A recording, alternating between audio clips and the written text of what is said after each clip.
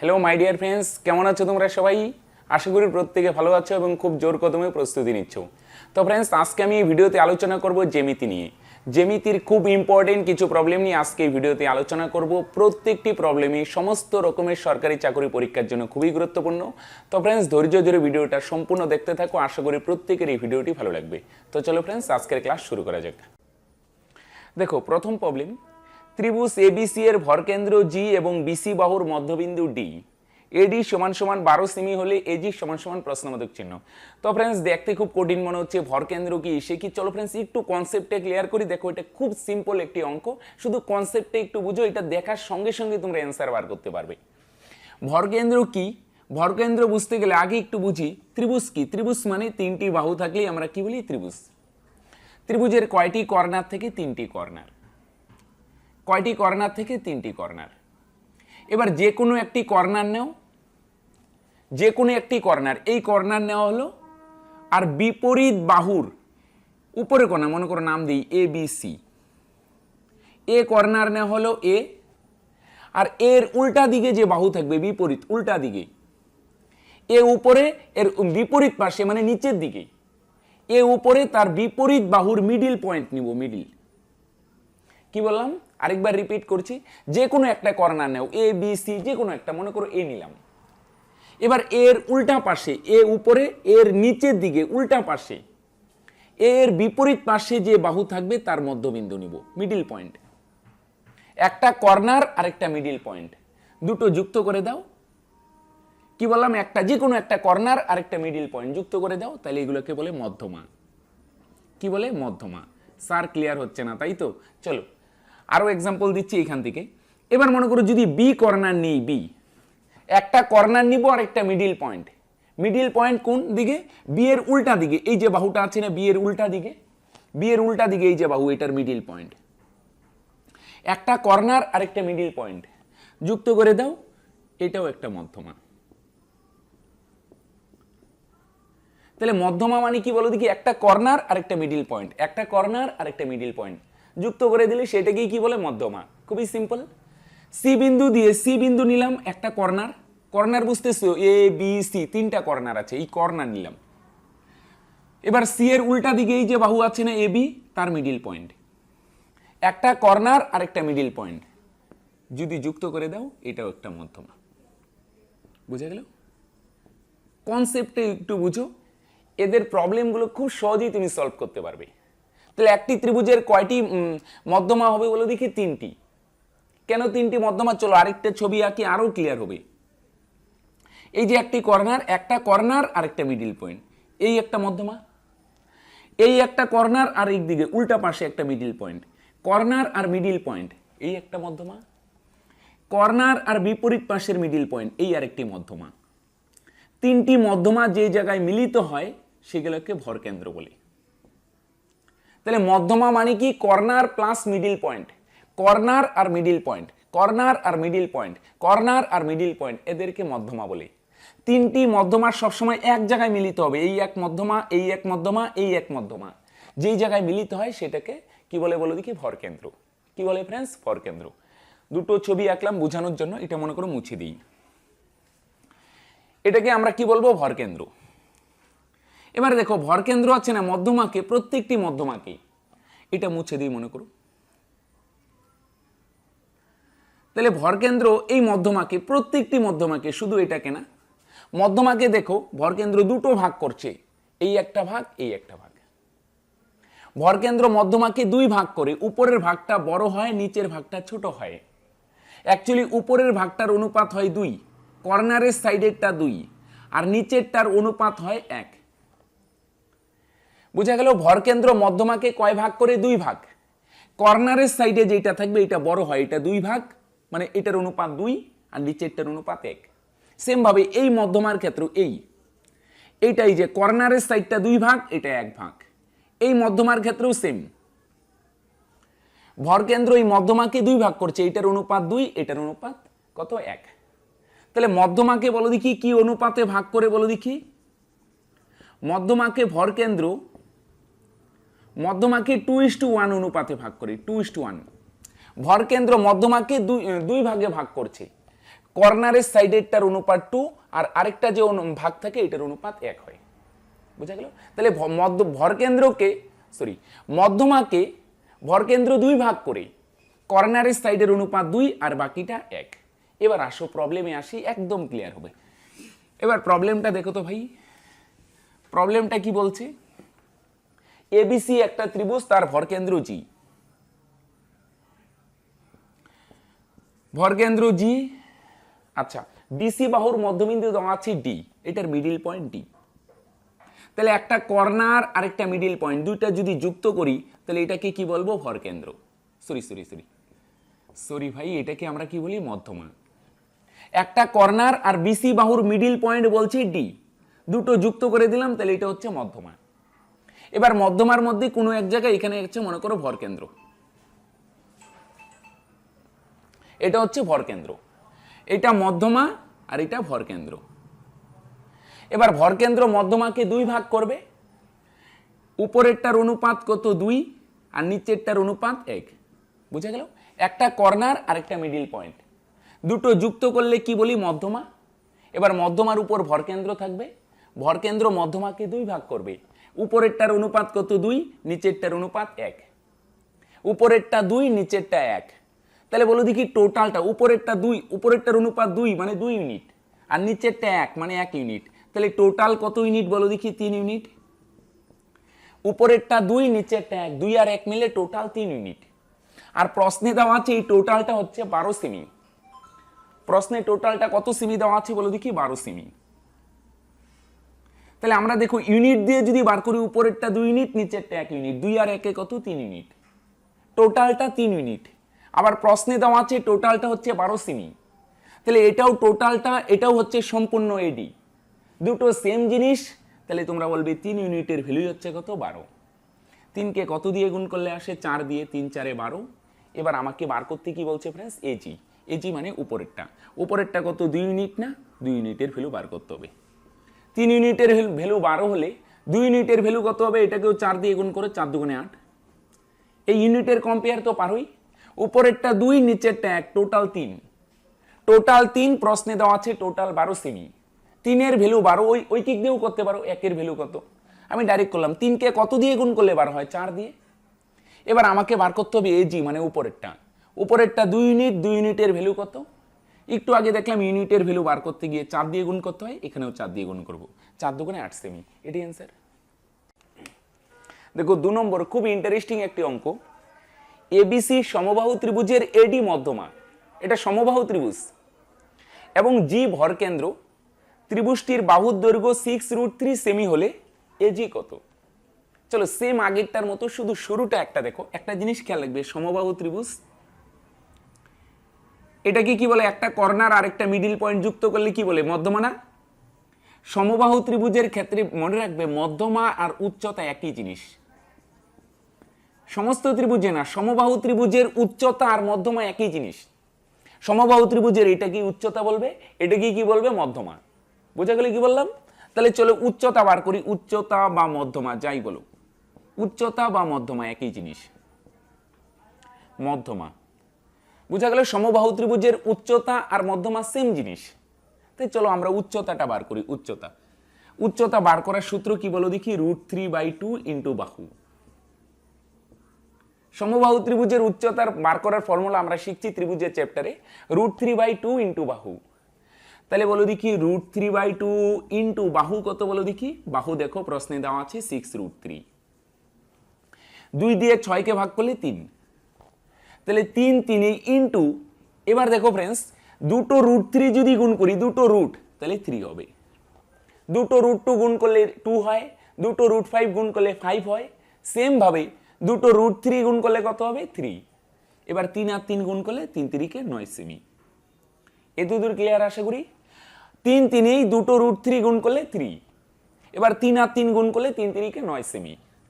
তাহলে এই টোটাল উচ্চতা বা মধ্যমা এটা হচ্ছে কয় সেমি বলো দেখি? এটা হচ্ছে 9 সেমি।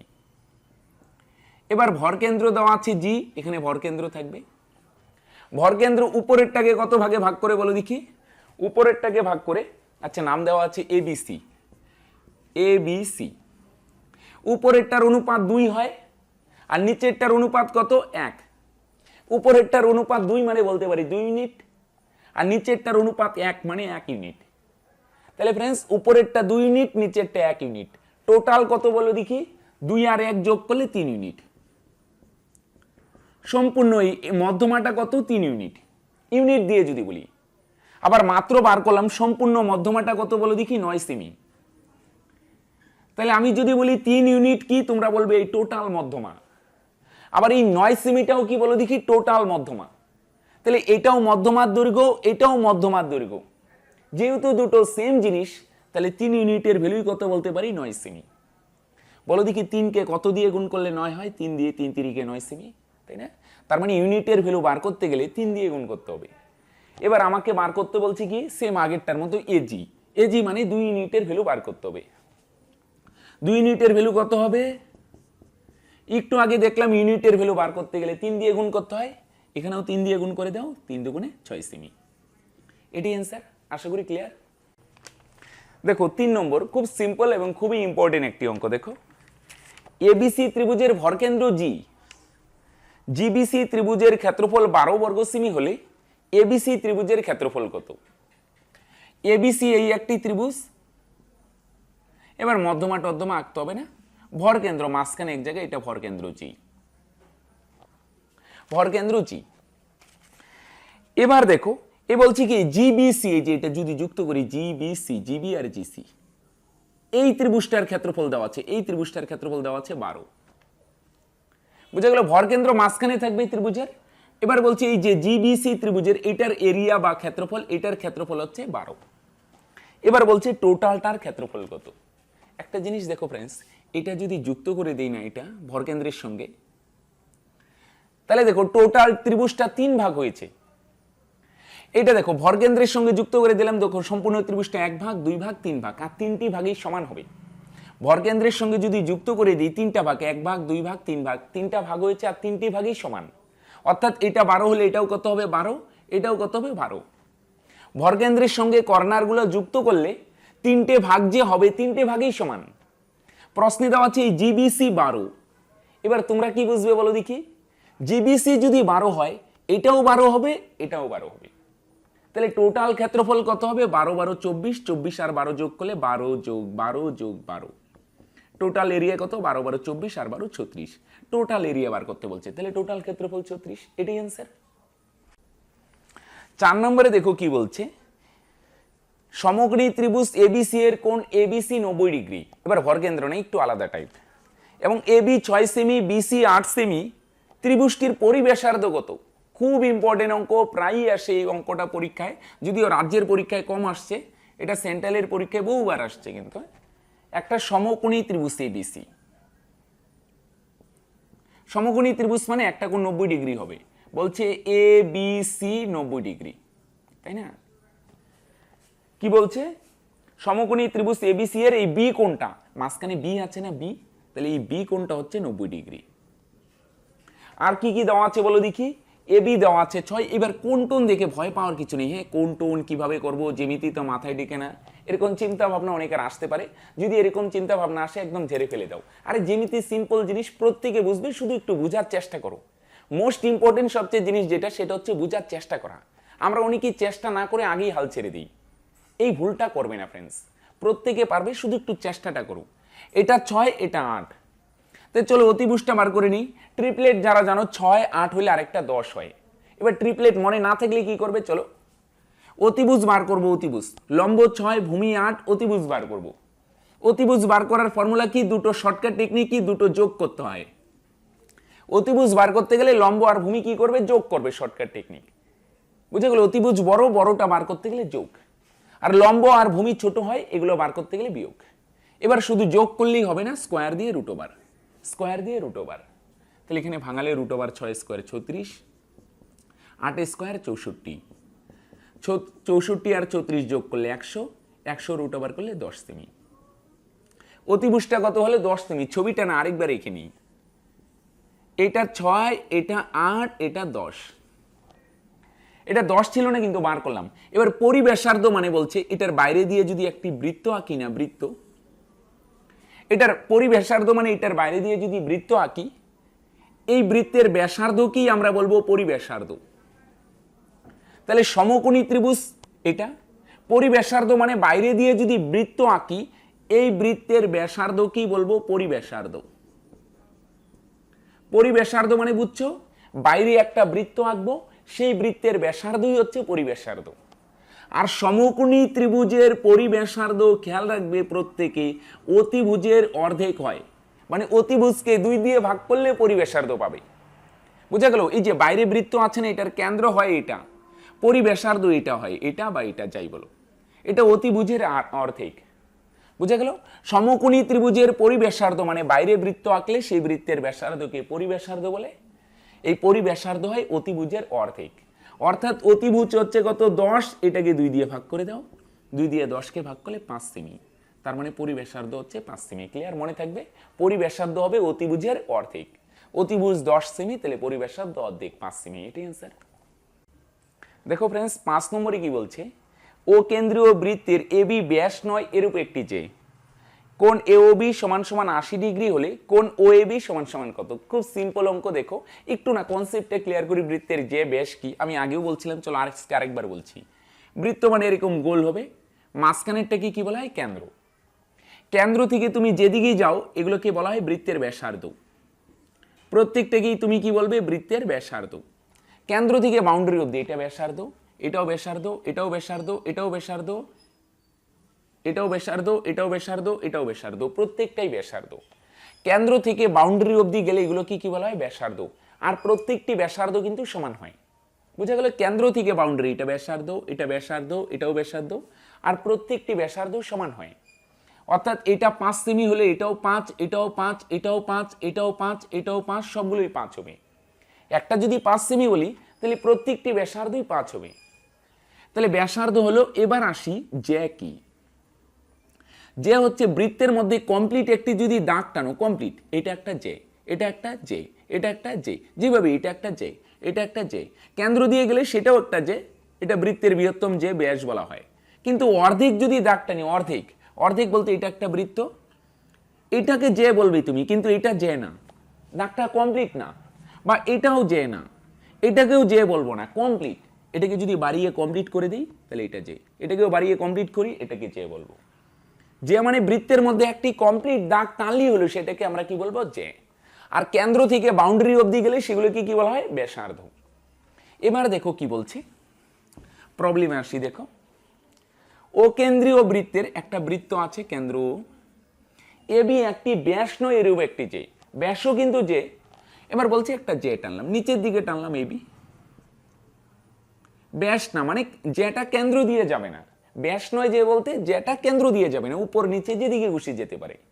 আচ্ছা, তাহলে যে মানে বুঝছো কমপ্লিট দাগ, এটাকেই যে বলবো। এবার দেওয়া আছে কোণ এওবি, যুক্ত করো তো, এওবি, এটা যুক্ত করে দিলাম। এওবি দেওয়া আছে 80 ডিগ্রি। এওবি অর্থাৎ এই ও কোণটা কত দেওয়া আছে বলো দেখি? ও কোণটা দেওয়া আছে ভাই 80 ডিগ্রি। এবার একটা জিনিস খেয়াল করো, ও এটা কি বৃত্তের ব্যাসার্ধ, আবার এই যে ওবি, ওবি এটাও কি বৃত্তের ব্যাসার্ধ, ও এটাও বৃত্তের ব্যাসার্ধ, ওবিটাও বৃত্তের ব্যাসার্ধ। তাহলে দুটো কিন্তু অবশ্যই সমান হবে। একটু আগে বললাম একটা বৃত্তের ভিতরে কেন্দ্র থেকে বাউন্ডারি অবধি গেলে ব্যাসার্ধ, এটাও ব্যাসার্ধ, এটাও ব্যাসার্ধ, এটাও ব্যাসার্ধ, প্রত্যেকটিকে আমরা কি বলি বলো দেখি? ব্যাসার্ধ। আর প্রত্যেকটি ব্যাসার্ধ সমান হবে। এটাও বৃত্তের ব্যাসার্ধ, এটাও বৃত্তের ব্যাসার্ধ, সবগুলোই ব্যাসার্ধ, আর ব্যাসার্ধ কিন্তু সবসময় সমান হয়। তাহলে ফ্রেন্ডস ও এটা বৃত্তের ব্যাসার্ধ, ওবিটাও বৃত্তের ব্যাসার্ধ, তাই দুটোই যেহেতু ব্যাসার্ধ তাহলে দুটো অবশ্যই সমান হবে। বৃত্তের যত ব্যাসার্ধ টানতে পারো, কোটি কোটি ব্যাসার্ধ টানা যায়, আর সমস্ত ব্যাসার্ধই সমান হয়। তাহলে ও এটাও ব্যাসার্ধ, ওবিটাও ব্যাসার্ধ, দুটোই যেহেতু ব্যাসার্ধ দুটো অবশ্যই সমান হবে। এবার ও ক্যান্সেল করে দাও। এবার ও যদি ক্যান্সেল করো তার মানে এ কোণ আর বি কোণ দুটো সমান হয়। দুটো বাহু সমান হলে দুটো কোণ সমান আমরা শিখেছি। ও ক্যান্সেল, এ কোণ আর বি কোণ সমান। এবার একটা জিনিস খেয়াল করো, যেহেতু এটা ত্রিভুজ, তিনটি কোণের যোগফল 180, যেহেতু এই কোণটা 80 ডিগ্রি, এই দুটো যোগফল কত হবে? 100 ডিগ্রি। এই কোণটা যেহেতু 80, এই দুটো মিলে 100 হবে। তাহলে তিনটি মিলে টোটাল কত? 180। কি বুঝতে পারছো? এটা 80, এই দুটো মিলে 100, 100 আর 80 মিলে 180। এবার এ কোণ আর বি কোণ জানি না, দুটো যোগ করলে 100, দুটো যোগ করলে 100 হবে। আবার মাত্র বার করলাম দুটো কোণ সমান, দুটোর যোগফল 100, আবার দুটো সমান, তাহলে তুমি কি বলবে? এটাও হবে 50 ডিগ্রি, এটাও হবে 50 ডিগ্রি। বুঝতে পারছো? দুটো কোণের যোগফল 100, আবার দুটো কোণই সমান, তার মানে এটাও 50, এটাও 50, এ কোণও 50, বি কোণও 50। আমাকে বার করতে কি বলছে? ও A B, O A B অর্থাৎ এ কোণ, এ কোণটা কত ডিগ্রি? 50 ডিগ্রি। ক্লিয়ার? এটা 80 ডিগ্রি, তাহলে এই দুটোর যোগফল 100। এবার ও এ আর ও বি দুটো সমান, কেন বলো দেখি? ও এটাও ব্যাসার্ধ, ও বিটাও ব্যাসার্ধ, যেহেতু দুটোই ব্যাসার্ধ, দুটো অবশ্যই সমান হবে। এবার ও ও ক্যান্সেল, এ কোণ আর বি কোণ সমান। এবার এই এ কোণ আর বি কোণ দুটো সমান, আবার দুটোর যোগফল 100, তাহলে তোমরা কি বলবে? এটাও 50, এটাও 50। এবার আমাকে বার করতে বলছে এ কোণ, এ কোণ কত ডিগ্রি? 50 ডিগ্রি। এটাই অ্যান্সার। তো ফ্রেন্ডস, আজকে পর্যন্তই, দেখা হচ্ছে নেক্সট ভিডিওতে। যারা শেষ পর্যন্ত ভিডিওটি দেখলে তোমাদের অসংখ্য ধন্যবাদ। তো ফ্রেন্ডস, প্রতিদিনকার মতো তোমাদের আজকেও একটি কাজ দিব। এই অঙ্কটি তোমাদের হোমওয়ার্ক থাকবে, এই অঙ্কটির অ্যান্সার কত হবে তোমরা অবশ্যই কিন্তু নিচে আমাকে কমেন্ট করে জানাবে। ঠিক আছে ফ্রেন্ডস?